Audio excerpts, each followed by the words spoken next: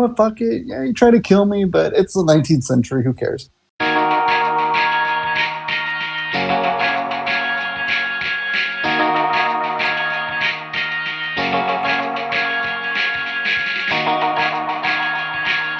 Hello, everyone. Welcome to the Underrated Podcast. In this podcast, we discuss the films that we feel are underrated, underappreciated, or ones that have just slipped under the radar and passed most people by. I'm Derek McDuff, and with me are Fred and Alan Torres, What's Yo, good? what's up? as well as Ariel Ortiz. Hello.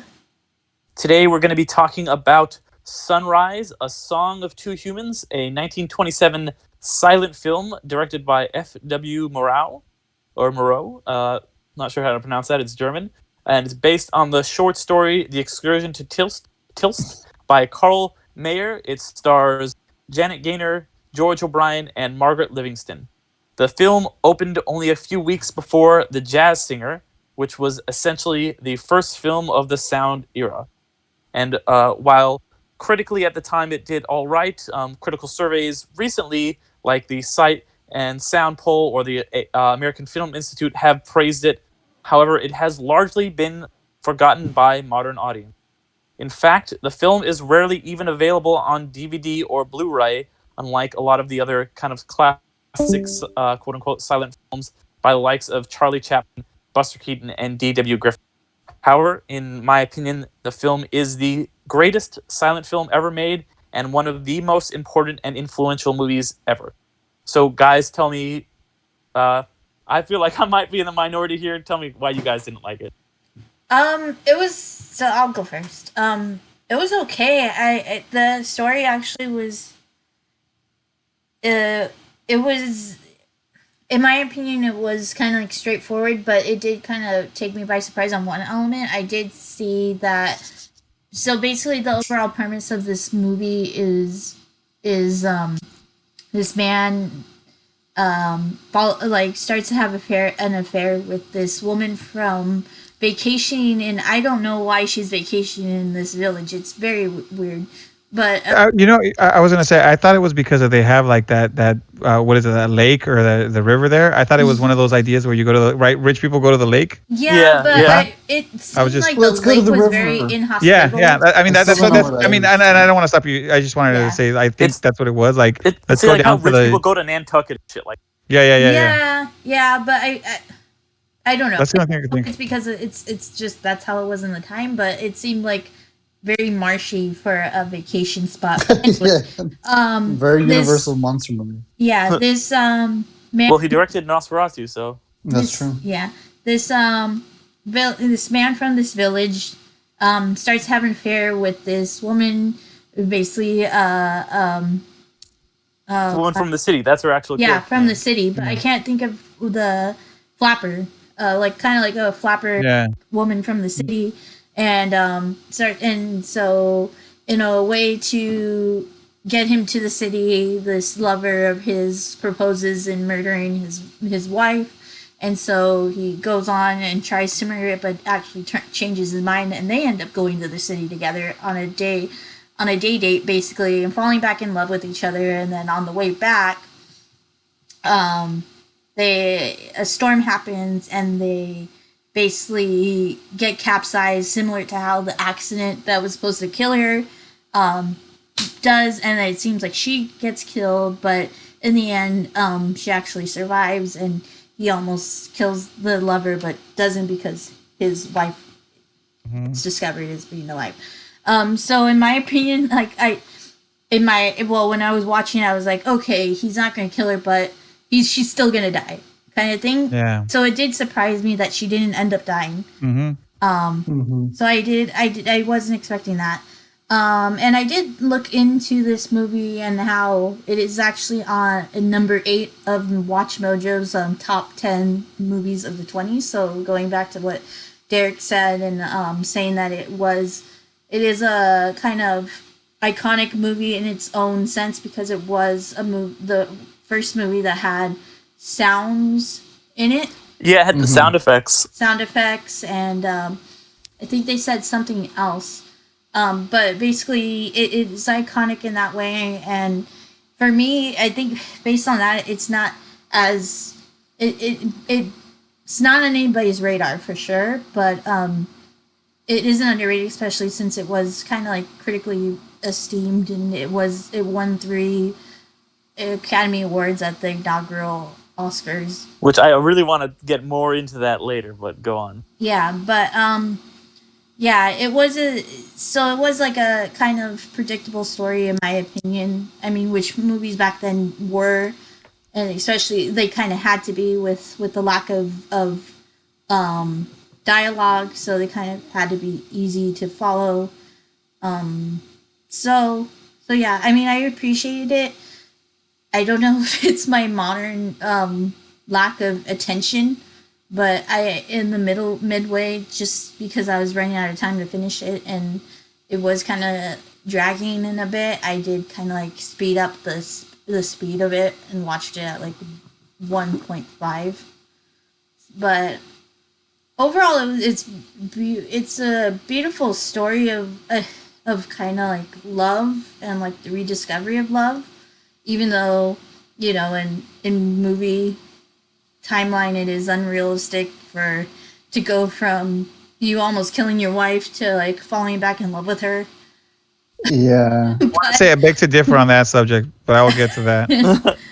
But yeah, overall, like the themes that I did appreciate the themes of like kind of, and then the sunrise kind of like imagery of that, of like fall, and the title of A Tale of Two People or Two Humans was kind of Song of Two Humans, which I thought was cool. Yeah. So yeah, overall it was okay, but I think because of it, especially in current time, of it kind of gaining more acknowledgement on different sites, lists and things like that, it might have already have a resurgence of popularity.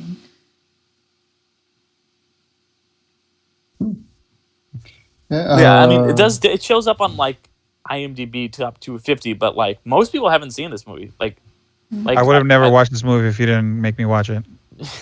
Exactly. I'll be honest, I probably would have done the same. I honestly, like, yeah, the whole just knowing he directed Nosferatu got me into it, because I was like, all right, I've seen Nosferatu. I thought Nosferatu isn't as good as a lot of. I have to give it another shot, but like for Nosferatu, I was like, this is very long for an old film like this, which I think a lot of those old movies are about. They're either 10 hours long or they're like an hour long. Yeah, old movies were just like whatever fucking time. Like, and this one, my 2 biggest gripes with it was I think it could have just been like an hour and 10 minutes tops. Because there are, like, in the middle of the movie, it kind of just drones a little bit. They're just having their little date, and it's like, all right, cool. Where's the plot going? And I guess the whole her just being like, oh my god, like, you were almost going to kill me, but let's fall in love again. That kind of made me go. I feel like that takes a couple of weeks to realize, like, I don't know how I feel about this person. She like flipped the switch pretty fast, and being like, yeah, you know what, fuck it. Yeah, you try to kill me, but it's the 19th century. Who cares? Like, that was my only gripe with it, where I was like, maybe because it's based on the time, maybe in that time, attempted murder is a little more forgivable. But yeah, other than those 2 things, like the ending with, you know, the happy ending, obviously, at that time you couldn't really make really dark endings, which I think I would have liked the movie more, and it would have had a better moral if the wife did die in the thunderstorm. Like, if they, like, because I thought that's where it was going to go, where he's like, oh, I can't find my wife, and he starts choking out his mistress and all that. I don't think he needed to choke out his mistress, but maybe I that's think what she's into. Yeah, maybe that's true. He did it 2 times in this movie. yeah. Don't kink shame. Yeah, that's true. But I mean, like, I think if the wife died, I think I would have liked that more, because it would have been like, dude, you fucking had everything. And you had a family, had someone, because she never looked like she had any animosity towards him. No.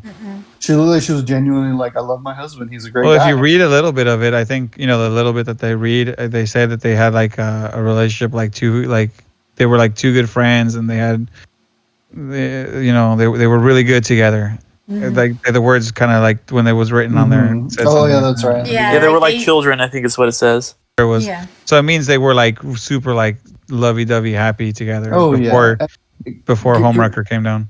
Yeah, because it definitely shows during the whole Mhm. long date at the carnival and all that. Like, it's. I'm not gonna lie, it was cute as fuck. Like, I was like, oh, that's pretty adorable. Proto Ryan Gosling, not being taking the girl out and not killing her instead. Didn't he look like him? Like, I thought he looked very old, like timey Ryan Gosling to me. Like, maybe No. kind of. I think it was the eyes because they have to emote a lot with their Mhm. face. Mhm. So I was like, I saw some like wild, evil Ryan Gosling in him. Mhm. But yeah, but I Only think God forgives Ryan Gosling. oh God forgives. Yeah, gotta go and drive. But yeah, no, I mean, it's. I thought it was a solid film. I mean, like I just was kind of those are my only two things I didn't really care for was the time limit and the easily forgivable attempted murder. But other than that, I was just like, it's. I understand the themes of it. I understand the morals, but I don't know. I guess maybe it's just out of my time. I did like the special effects though. I always Yeah, love those were cool. watching old films for like how they do their own special effects. Because nowadays we're blessed with like CGI and really good practical effects if people want to. But back then, it's very interesting to see like how they do like just even scenes nowadays that we would call simple over there. They're like, fuck, how are we gonna do these dudes walking down the middle of Fell on a top of busy film. street? Yeah. But Yeah, I mean, it was really it's always cool. groundbreaking with its special effects. But yeah, Fred. All right, look. I'm just gonna go with it. I think the movie was too long. You could have cut little stuff out, right? And this is. I'm not. See, unlike you guys, I'm not the hugest movie buff. I guess you could say I've seen plenty of movies and plenty of weird movies. And I enjoy every single movie I watch. I do find something to enjoy about it, even though I'll give my honest opinion, but that doesn't mean that I didn't enjoy it. So like even when I trash a movie, I did enjoy the movie because I watched it all the way to the end. If I didn't enjoy it at all, I would have just cut it in the middle and just said I couldn't watch it. It was dumpster fire. So I watched this movie, but it was too long. I agree with you guys. The thing is, you get the gist of it that you get the cheating, you get the stuff. The longest part is always that when they were in the town, some of the stuff was cute and it worked, but some of it just felt like it took too long. Like when they were taking their pictures and stuff, and he breaks the statue, ha ha ha, funny, cool. Like that scene was great. But the barbershop. The barbershop Oh they could have yeah, the condensed it a little bit. barbershop was the worst. It was cool when the barbershop when he went to go cut the rose. I get that. He's a man's man, and he's proving to this other guy like, don't touch my woman. Even though yes, he's a cheater, there's still something about that he's like, I'm a man's man. You're coming onto my, and I'll say it like this, and I don't want anybody to take it to heart or anything like that. But back then, that's how it was. This is like my property. This is my lady, and you're trying to do this in front of me. Like, do you see me of less of a man? And then that's why he cuts the flower, and the other guy freaks out. Like, oh, I'm gonna get knifed. You could have cut the scene down a little bit between the other stuff that was going on, but I get it. They're trying to be cute and all this stuff. The church scene makes sense. You had to have that in there because that's where he realizes, oh my God, I've got everything that I wanted. What's going on? But yeah, a little bit of the walking, a little bit of the there's a little piece you could cut off. It does make sense for the time. Men we're not always good people, especially back then. You were allowed to beat your wife. You were allowed to have mistresses. And I'm not saying like allowed like it's fine, but women would put up with it. I'm not saying that nowadays, or I'm not saying whether it's right or wrong. I'm just speaking on the times. A lot of stuff used to happen back then, and a lot of women did get beat and things like that. And he's from the farm. So even then, there's probably a lesser degree of education there, let's say. So it's even more, the rural. While there's other girls in the city, and you could see it by the city life and the stuff they go see. He goes, cheats on his wife, comes home late, falls asleep on the bed. She even tucks him in, even though she knows, because you see her crying, and she knows where he's at and who he's with, but she has to be okay with it. So I mean, the movie does play on its time. It does shows you stuff, and it is genuinely as a movie, it is a nice movie. Not normally my cup of tea with like, because the black and white and the no sound and stuff like that, that's not that bad. Like I've seen a lot of Latin movies in Spanish that were black and white and had like very little sound and very bad sound effects because back in the day there was no cable, and so the movies I watched were movies that my mom watched in her times when she was younger. So a lot of them were black and white. They did have some sound, but it wasn't like movies of right now. And I'm okay with those things. So I was okay with the way this movie is. The story was very simple and it just felt like it dragged on. And it's a good movie. It does well in what it does. It does convey its emotions that it needs to. I think it might have been more impactful, more powerful, like you guys said, if the wife had died. I think it would have gave you a more visceral punch in the gut to say, wow, you really did lose. Because at the end of this movie, he learns nothing, right? If not to say that, he got his cake and ate it too. Exactly. That's what I'm saying. Exactly. Not that he doesn't realize that I have a good thing, but he messed up everything, and still at the end of the day, still comes out the hero. So obviously, probably because of the times, that's how men are heroes. But it is a good movie. Now, are people gonna watch it nowadays? I don't know, man. I mean, it's a tough one to ask. A movie buff, a historical movie person, a person that wants to say from the mountaintops that I know it all. Yeah, they all watch this movie. So a new young guy, I don't know, man. That's a rough one. It's a black and white. It has sound, thank God. If it didn't, I don't even know what I would say right now. At least there was some kind of sound, some kind of music, some kind of stuff to it. So it made it a little bit more palatable. But it is a long movie. I don't even know how long it was, but I felt It's like I only was watching. 95 It's an minutes. hour I and don't a know half. why. I'm really. I'm like you guys would say it's long. I'm like it's an hour and a half. It's not. No, No, but I- see, no, I know, but but an for hour and a half the- with no an hour and a half with no Yes. excitement. Because I was gonna say an hour and a half movie where that's just action packed. Every second you're like this, boom, boom, boom. You feel like it's 10 minutes. A movie that has not a lot of action, that has a more stuff, an hour drags on, feels like 3. It's crazy. I'm not saying that it is long. I'm saying that it feels long. It feels very long. I think for me too that the predictability of it, Mm-hmm. like even though if the wife did die at the end, it would probably be more impactful, more realistic. But like I said before, I had predicted it. I had Yeah. predicted like after all this is gonna happen. Oh yeah. Well, the moment he tied her to the fucking string, I was like, Yeah. oh, she's gonna live. So I think just the feeling of knowing the ending, like half an hour before, half an hour into the movie, kind of made it a bit more dragging on. Especially like I mean, the city scenes, they were good. They did serve some purpose, but overall, each scene with them like just ensured the same purpose of them coming back as a couple.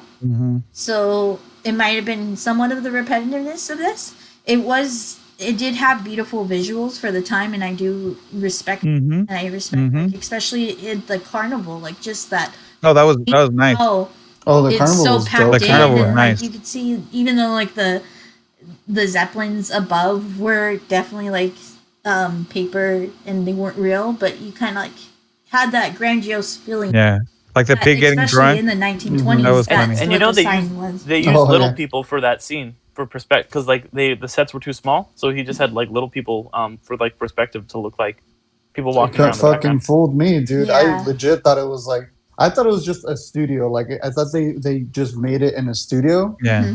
And you Film like two telling me different that I'm like, holy sides. shit. Yeah, no, never mind. Yeah.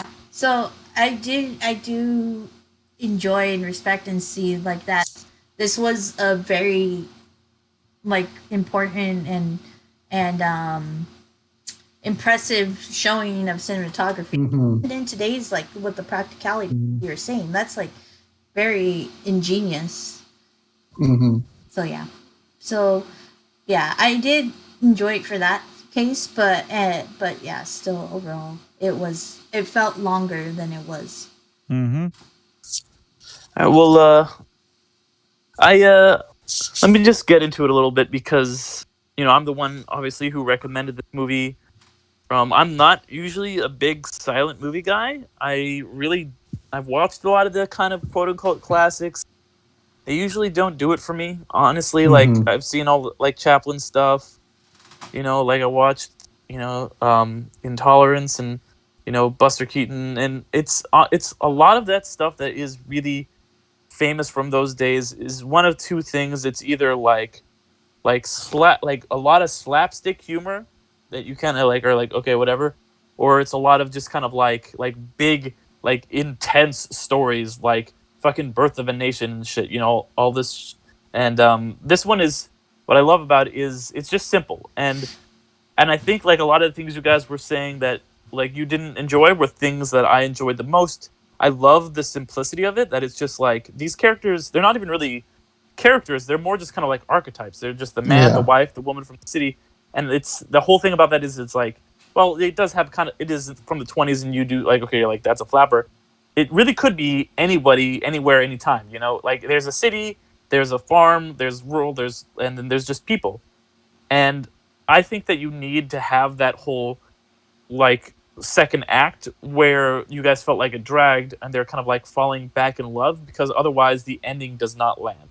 The ending where Yeah, you're like, exactly. I agree with that. yeah, he's like so concerned about his wife, and like everything, like if it's like okay, he was just about to kill her and then they spent 10 minutes of love and now she's about to die, you don't really care. But because you have that time where you like feel like, oh wow, they really are in love, they're dancing, they're like hanging out with that pig, they're like have all the antics, and with the shaving and the head falling off the thing, you know I feel like that really really sells the love story of the movie and kind of like makes it very relatable. And I feel like this movie, even though it hasn't stood the test of time when it comes to the average moviegoers as much as a lot of these other movies, it is much more like it does. If you watch it today, it holds up a lot better than because a lot of the movies from back then, like they are like I mentioned, Birth of a Nation, which was considered for like decades like the greatest movie ever made. That movie's about the fucking KKK. That is not a good Mm-hmm. movie. Like, or even something like The General, which is Buster Keaton. That movie, it's about the Civil War, and it's the kind of like it's told from the Confederates' point of view, and it makes the Union out to be bad guys, which is interesting because it's based on a true story, and they flipped it because they're like at the time they're like, oh, like everybody thinks that the Union was the bad guys and the South was great, and I'm like, oh, that's not a good look in fucking 2020. But this movie, just with it being like it having no like, like no like actual definitive anything. Like it can be about anyone, anytime, and it really is timeless. But I think the reason that it has just faded over the years, while these other ones have kind of endured, is because it didn't have a champion. The director died only like 6 years after it came out, while people like Charlie Chaplin and Buster Keaton and D.B.O. Griffith, where they were like keep re-releasing their movies up until like the 60s, died and stuff, and made sure that they people like kept them in the rotation as these great films. Eventually, this movie kind of had a comeback, but only for like we were saying, big film buffs. And like I said at the opening, it came out just before the Jazz Singer, so it kind of like ended the silent film era. Um, but I really like a lot of the weird German expressionist stuff that was in this movie, because the guy who F.W. Murnau was a German expressionist. He didn't really want to have any title cards. They made him put in a few, but they're used very sparingly. I think they're used kind of creatively when they are used. Like when you see the "What if she got drowned" and it kind of like floats up and it's kind of like artistic and cool. And it does a lot of things that you honestly could not do with a silent film. Couldn't make a movie where it's just like the man, the wife, like when he's calling out to her on the lake. If this was a sound film, you'd have to have him like saying a name, but this it could just be anything. Like and a lot of silent films, they just kind of like utilize it just for comedy or whatever. They don't do things that you can't do with sound pictures. And this is a movie that takes what should be limitations and makes them strengths. And I totally agree with that because, I mean, it does make the film. Because, like I said, a lot of the emoting is the face. Like all the main actors, you just see them always like you know, like especially since black and white, there's no colors, there's nothing that grabs your attention by the character. But like the main actors, you can tell like they just pop compared to everybody else, and I appreciated that about it, that they were able to deliver a story with just sound effects every now and again, one line of dialogue or something, and there were like 5 words too. Every line of dialogue was super small. So being Yeah. able to use like techniques like that, like you said, yeah, like this movie, I can even see it be done nowadays if they really wanted to go with it. They want Ryan to make Gosling. it. Get Ryan Gosling Ryan Gosling, and Emma Stone for the and Here's Emma cast. a, Stone. There you here's the go. thing. This is the template. Not that I want to interrupt, but I'm saying, but this is basically the template of like if you watch The Notebook, I mean, without the cheating part, but I'm saying, the love part, the stuff that this is a template that Attempted is in a murder. lot of movies. Attempted murder, but no, I mean, it is in a lot of movies. The separation, the coming back together, the rekindling of the love. Like that's a typical trope that you see in a lot of movies that give you that. That's what I'm saying. This movie isn't bad because it's got those things that a lot of movies do. There's got that it's the heart. It has the heart, and that's why Mhm. you, at the end of the day, whether it is your cup of tea or not, you do come out with a good feeling of the movie. It does have that Like you heart. appreciate it for what it Yes, is. for what it is, exactly. Yeah. Well, yeah, I'm really glad you guys watched it and were able to give your opinions on it because I feel like it is a movie that more people need to see. I would really recommend it over any other silent film. Even the ones I um, like what's the one where Charlie Chaplin's in Alaska, The Gold Rush. I like that one, but this one just is way above it.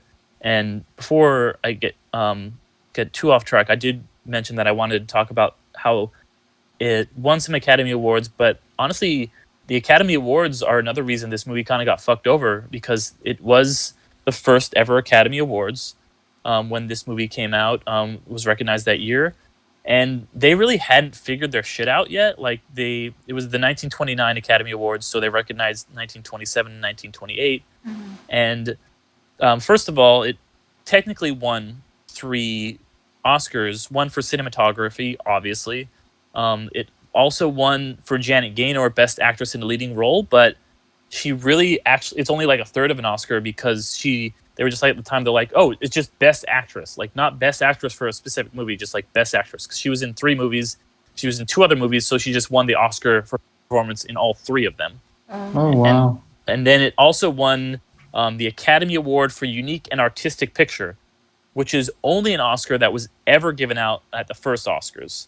That year there was kind of like 2 Best Pictures essentially.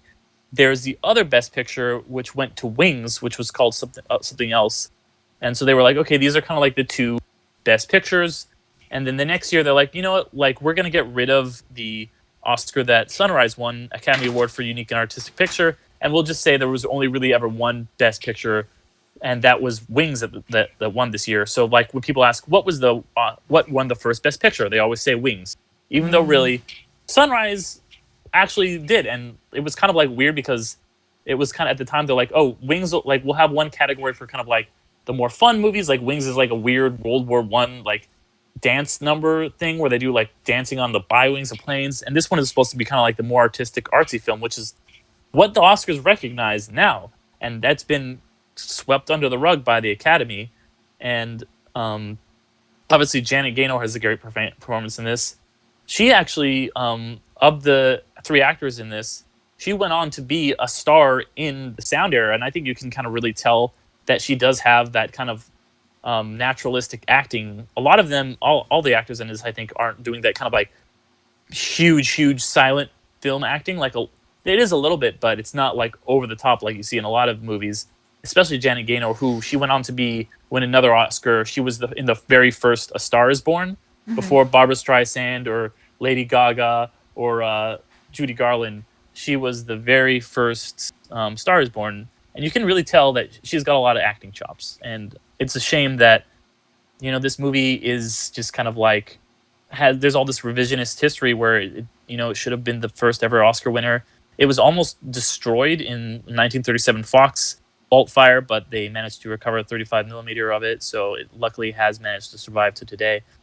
But yeah, I would say, I really hope that if anyone's interested in silent movies at all, check this out. Even if you're not and you want to see like something different than the movie you're normally used to seeing, a movie shot in a different way, I should say, because it does have a very simplistic story, which I enjoy, but it is made in a way, it's told in a very different way. And if you want to check something like that out, watch this movie.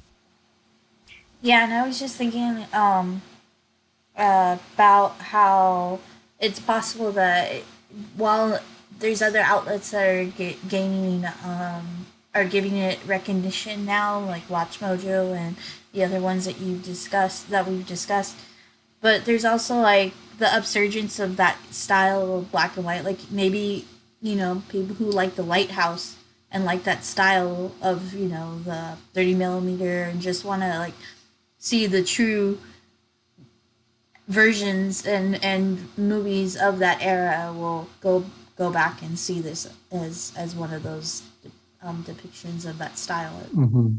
Yeah, and I'd like to see more stuff like I was really disappointed with The Artist because it's a very it's just like a movie about black and white movies, about silent movies. That's a silent movie, but they don't really do anything with it. There's nothing that they do in if that movie had sound, it would have been the same movie. There's nothing about that movie that it being in black and white and silent changed it at all. In fact, they actually shot it in color for some reason. So I would like to see more stuff like this. I love our first episode was on Speed Racer. I love movies that are just different, and this movie is very different. Yeah, I won't lie, I really appreciated it. It was nice to get something a little different. I had been thinking about it for a while too, where I wanted to get something because a lot of our films are pretty recent. I think before this one, I think Ernest Scared Stupid might have been like the oldest one. Yeah, Ernest Scared Stupid and The Rocketeer both came out in '91. Yeah, that was there a you the go. best So- movie that we've reviewed here. I want to let you guys know that. but that's part of the reason why I chose it. I was like, let's do something different. Let's go back, way back before, most of our movies are from 2000 Let's go onward. back to 1890. Let's not go that back. Let's not go that back. Let's not go Don't too worry, far guys. back. I recommend. I can't remember. I think it's just called The Haunted House. Super No, old. I think haunted it's house so. I movie. think it's so like old. 5 minutes. I think it's so old. It was just called The New House at the time. It wasn't haunted No, yet. it was like I think they legit House. just called it The Haunted House, and I that think- was the first haunted house movie, and its effects. It's 5 minutes, 5-10 minutes long. I was And like, that's wow, perfect. this is pretty good. That's it. That's all you need. And that's old. I think it's 1899 or something. It's Oh pretty my fucking God. old. But yeah, I appreciated this one a lot. I think it's like anything, like the even the more recent films I review. I mean, I didn't want to give it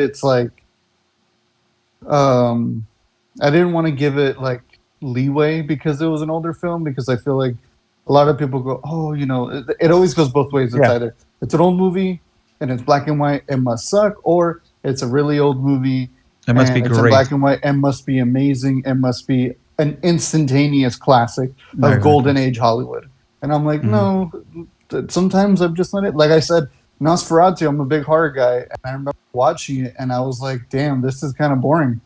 I was like, I understand, the hand thing, shadow or whatever the fuck, iconic. But after that, you're like, okay, it's a vampire movie. Let's go. Get going. Yeah. No, and But, you know what? And I yeah. agree with you, Alan. That's the thing. I try to give all these movies my most subjective feel, even for my favorite movie, some of least favorite movie. I know I joke around sometimes, being like, "It's the best movie ever." They're not. It's a movie, and I like to judge every movie the same, whether it was this black and white movie or a Shakespearean movie or something. I don't know. I don't care. It's all the same. I'm gonna watch them the same. I'm gonna try to enjoy them the same, and at the end, I'm gonna give my. If anything, if the listener can take anything away, we're gonna give our honest opinion on it, even whether it won 70 Academy Awards or won none. Or whether it won 10 gold raspberries. Fuck it. Yeah, however it goes, whatever movie or whatever we're gonna review, we're gonna give our honest opinion, whether we all agree with it or disagree with it or what happens.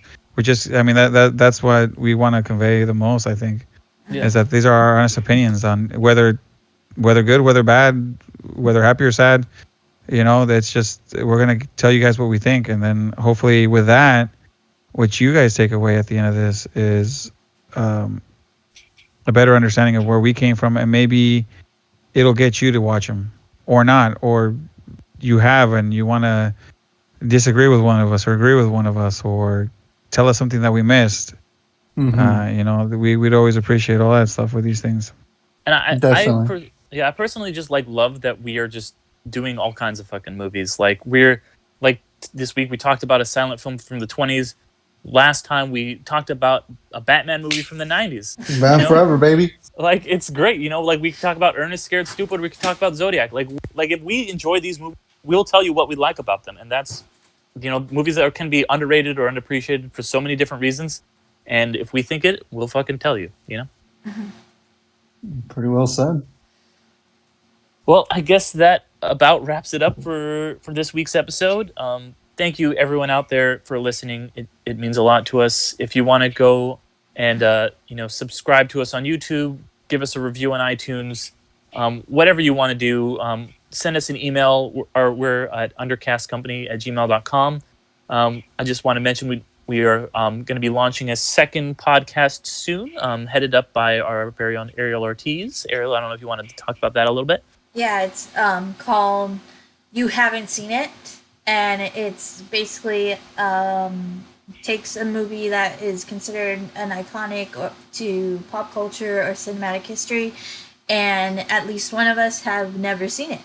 So the first episode is going to be on American Psycho, and we have a good list growing of different movies from Butch and the Sundance Kid to I haven't seen that one. things like I'm very excited to Battles, show you you guys guys watch that that one? movie. Oh Brother, Where Art Thou, and other movies that beg the question. If you admit to saying that you've never seen it, we'll get the reaction of you haven't seen it. So Yeah, Also, which is too, I something think I get. I think also too, it's kind of fun because like I feel like a lot of the time, just like us, like because we talk about movies all the time, no matter what. I mean, we'll talk about what just came out last week or what on Netflix. So it's kind of nice because sometimes, like I guess we're so used to watching so many movies, you'll talk to other people or other friends, and you're kind of like, oh my god, like Pulp Fiction or something like that. You'll be like, you've never seen Pulp Fiction? which I Oh haven't. god, blah blah blah. But yeah, but the thing what I think is going to be fun about this is that people who have probably seen these movies, like if they look at the title, they're going to be, oh, okay, cool. I want to hear about that because sometimes you just want someone to go out and watch that movie just to hear what they think because you're like, oh my god, I love it so much, Yeah, or and whatever. we're Like, hoping to capture our first impressions, so we're going to mhm, try our best to record it as definitely having seen it once. So our first mhm. impressions of the movie for the people who have never seen it before, but also try to do our best of recording as soon as possible, so it's still fresh in our minds. Yeah, yep. So excited for that. So keep an eye on that, guys. We'll get some more updates to you soon. Follow us on Instagram and Facebook for any news on that. But thank you, everyone, for listening today. We have been the Undercast Company. I've been Derek McDuff. Here with me are Fred and Alan Torres Hey guys, and Ariel Ortiz. Bye. Thanks for being amazing. And I will see you all in another life. all right, guys, take it easy. Have a good one. Bye. Be careful. Yeah, stay safe. Wash your hands.